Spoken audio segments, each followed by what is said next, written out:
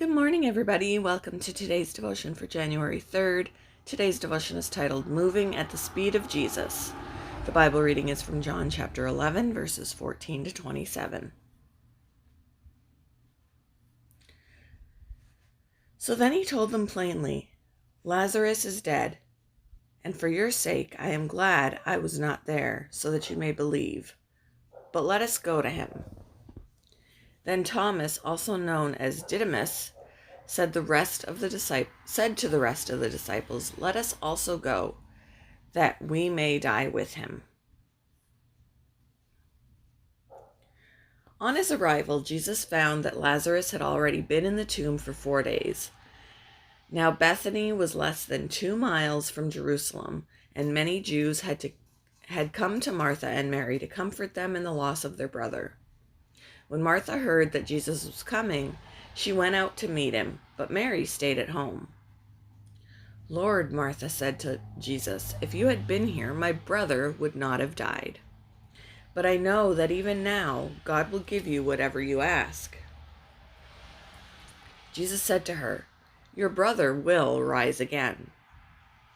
Martha answered, I know you'll rise again in the resurrection at the last day. He said to her, I am the resurrection and the life. The one who believes in me will live, even though they die. And whoever lives by believing in me will never die. Do you believe this? Yes, Lord, she replied. I believe that you are the Messiah, the Son of God, who is to come into the world.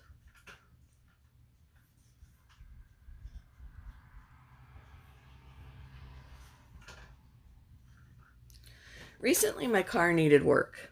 The mechanic's shop was closed a mile from my home, so I decided to just walk home. But as I shuffled along next to a bustling thoroughfare, I noticed something. Everyone else was moving so fast. This isn't rocket science. Cars go faster than pedestrians. Zip, zip, zip. As I ambled home, I had a realization. We're so used to moving fast, all the time. Then another realization. I often expect God to move just as quickly. I want his plans to fit my speedy timetable. When Jesus lived on earth, his seemingly slow pace sometimes disappointed his friends. In John 11, Mary and Martha sent word that their brother Lazarus was sick. They knew Jesus could help, but he arrived some 4 days later, after Lazarus had died.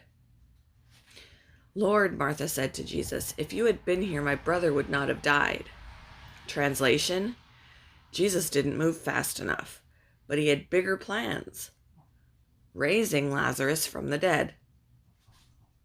Can you relate to Martha's desperation? I can. Sometimes I long for Jesus to move more quickly to answer a prayer. Sometimes it seems like he's late. But Jesus' sovereign schedule is different from ours. He accomplishes his saving work on his timetable, not ours. And the ultimate outcome displays his glory and goodness in ways that are so much greater than our plans.